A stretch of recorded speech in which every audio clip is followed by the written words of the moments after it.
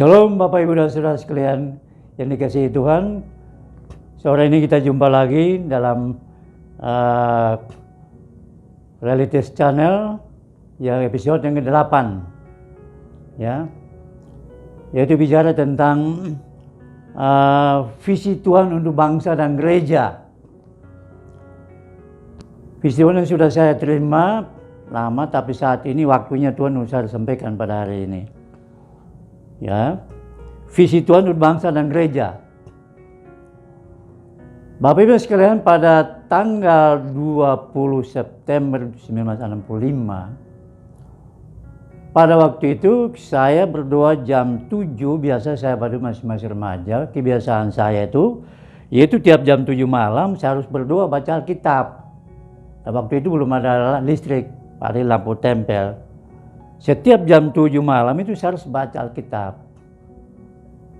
Doa dan baca Alkitab baru bisa tidur. Nah, pada tanggal 20 September 1965 itu, saat saya doa baca firman dan saya istirahat tidur, tiba-tiba pada sekitar jam 1 tengah malam, itu terpancar satu cahaya yang dari surga, cahaya kemuliaan itu luar biasa. Itu cahaya itu lebih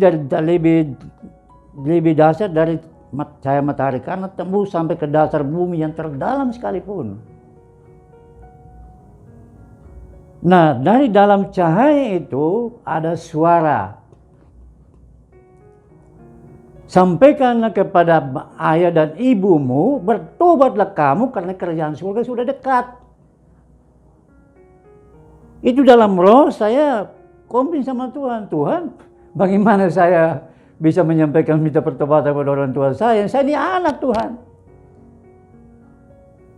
Kemudian suara itu sampaikanlah pada kedua orang tua, bertobatlah kamu kerajaan surga sudah dekat.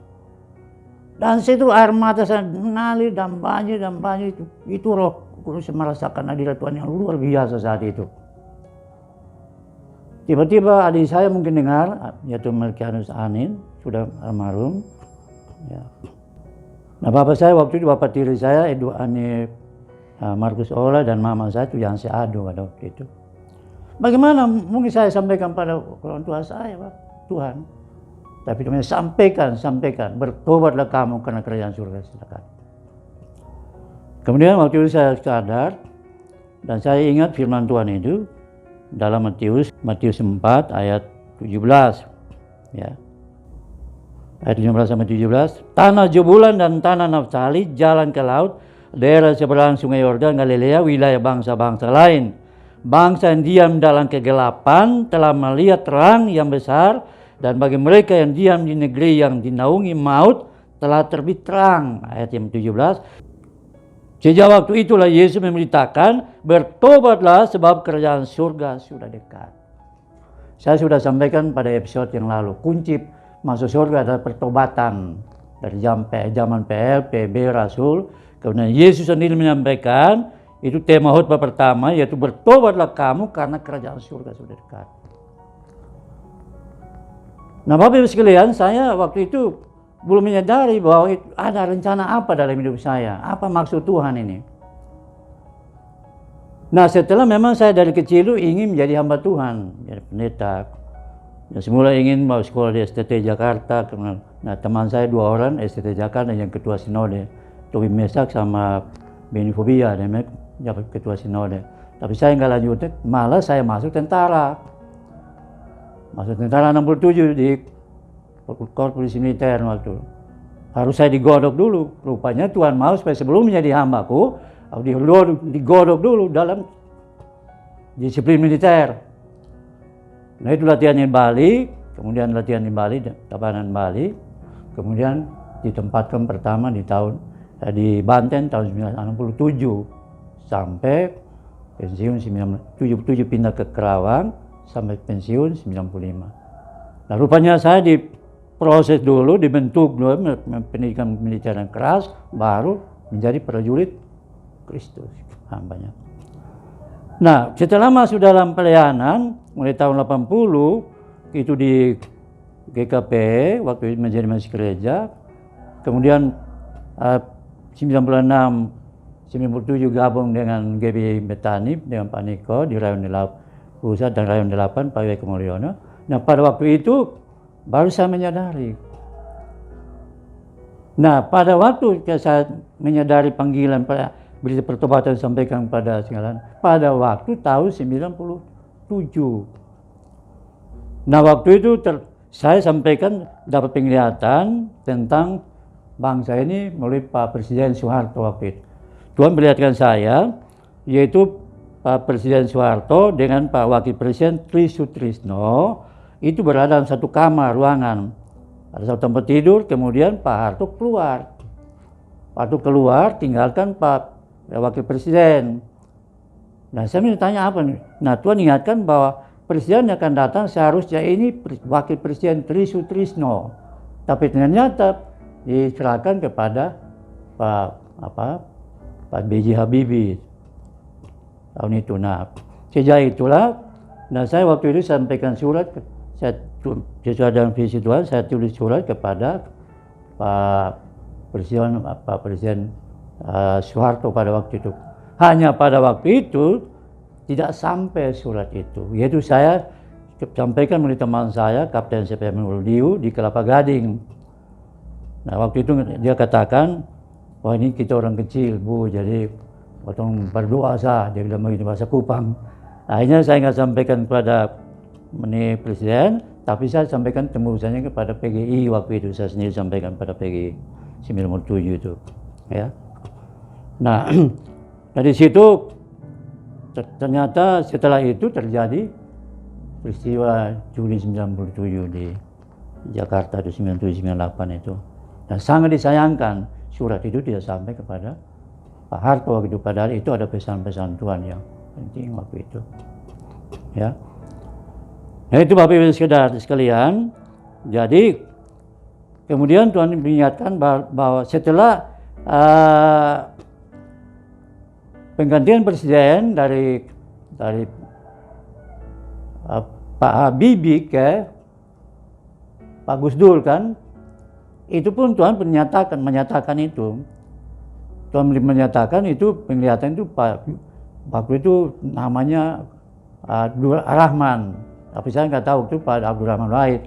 Itu pun perlihatkan wajahnya. Saya bilang nanti Ibu Megawati akan diganti oleh Pak Habibie diganti oleh Pak Abdul Rahman, kemudian ganti ke Ibu Mega. Dan tiap presiden itu Tuhan nyatakan penyataan Tuhan itu. Hanya yang saya sampaikan surat ini kepada Pak Soeharto, Ibu Mega, dan juga pada Pak SBY dan juga pada Pak Presiden Joko Widodo. Nah di situ baru saya mengerti berita pertobatan atau visi untuk bangsa negara harus sampaikan kepada siapapun, bukan hanya kepada orang tua atau teman, tapi juga harus sampai kepada presiden sekalipun harus disampaikan. Nah, sesuai dengan Lukas 24:7, berita pertobatan harus disampaikan kepada seluruh bangsa di dunia. Sebab kunci masuk dalam keselamatan surga, kehidupan kekal adalah, saya sudah sampaikan episode yang lalu, bahwa salah satu kunci yang masuk kerajaan surga yaitu harus bertobat dengan sungguh-sungguh. Saya sudah sampaikan itu episode yang lalu, syarat masuk surga itu ada 5 tuh episode, ya. Nah, Bapak Ibu sekalian, nah setelah itu baru waktu Ibu Megawati jawab menjadi presiden. Nah pada waktu itu saya sampaikan juga kepada Ibu Mega waktu itu, saya dengan Pak Pendeta Joseph Antonius di Karawang maupun dengan Pak Alfred Samuri waktu itu kami ke rumahnya Ibu Mega untuk sampaikan visi itu pada 2004 waktu itu. Hanya Ibu Mega waktu itu sedang ada rapat di Hotel Borobudur, sehingga saya sampaikan mengenai tim suksesnya waktu itu 2004. Ya. Nah itu visi Tuhan untuk bangsa yang pada gereja itu melalui presiden waktu itu Pak Harto, kemudian Ibu Mega, kemudian pada Pak SBY saya sampaikan juga pada tahun 2011 itu sampaikan kepada Pak SBY melalui Profesor Limbong, sekretarisnya ke istana. Nah kemudian juga pada bulan Mei tahun 2018, saya juga sampaikan visi Tuhan ini kepada Pak Presiden Joko Widodo. Itu waktu kami ke istana, yaitu di Kesetnek. Nah, nanti akan saya jelaskan mengenai visi untuk Pak Harto bagaimana jelasnya, kemudian visi untuk bangsa ini menurut Pak Ibu Mega, kemudian visi untuk bangsa dan gereja juga kepada Pak SBY, dan visi untuk Pak Presiden Jokowi. Itu dalam rekan saya uraikan secara jelas, pada situ kita mengerti visi untuk bangsa dan gereja ini. Nah, itu dulu Bapak Ibu sekalian, saya secara singkat ini sebagai penurunan daripada sampaikan visi untuk bangsa dan gereja ini. Saya sampaikan ini secara pendahuluan. Nanti selanjutnya episode berikut akan saya jelaskan mengenai visi untuk bangsa dan gereja ini melalui Presiden, yaitu Pak Harto, Ibu Mega, Pak SBY, kemudian Pak Jokowi. Akan saya sampaikan ini. Ya. Itu kalau saya sampaikan ini bukan karena kuat dan gagah saya, tapi saya mengatakan bahwa visi yang saya terima pada tahun 20 September 65 sesuai dengan Matius 4 ayat 17. Sampaikan pertobatan harus sampaikan kepada seluruh dunia. Lukas 24 ayat 47. Bertobatlah kamu karena kerajaan surga sudah dekat.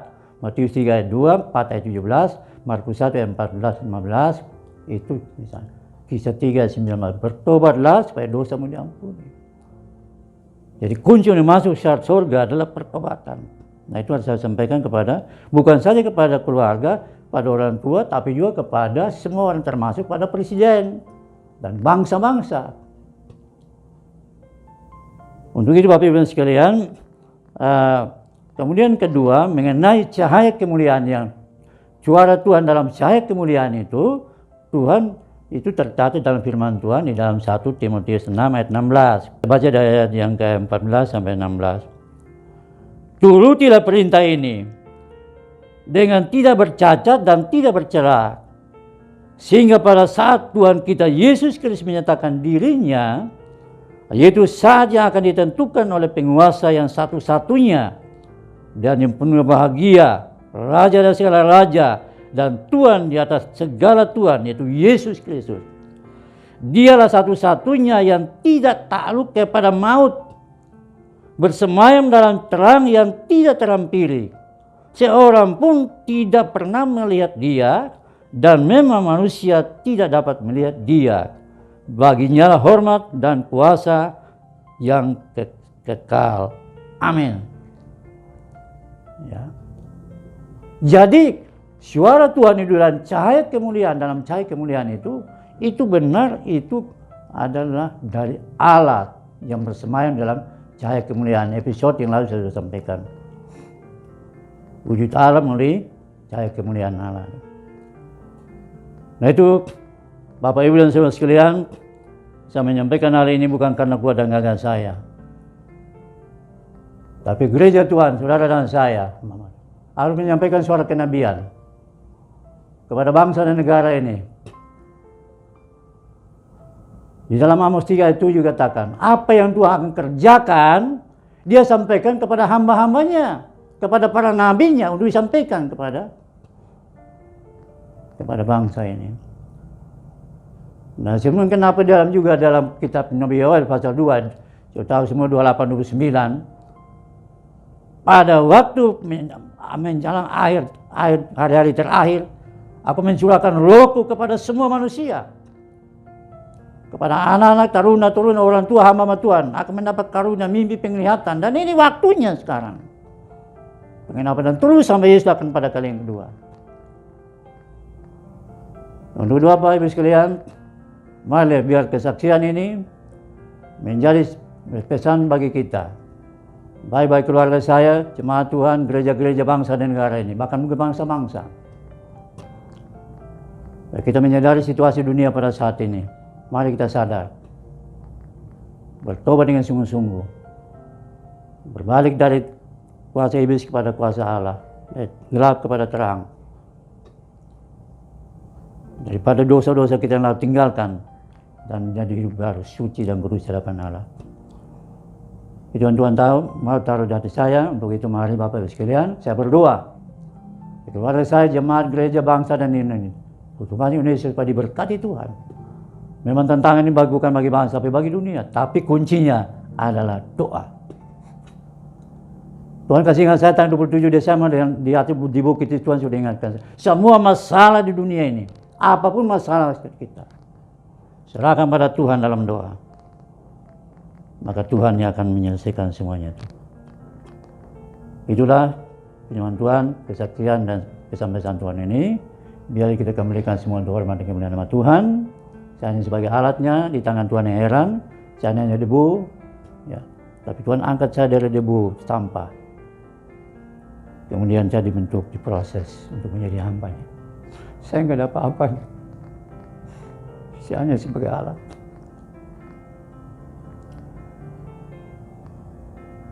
Itulah pesan Tuhan. Shalom. Tuhan Yesus memberkati.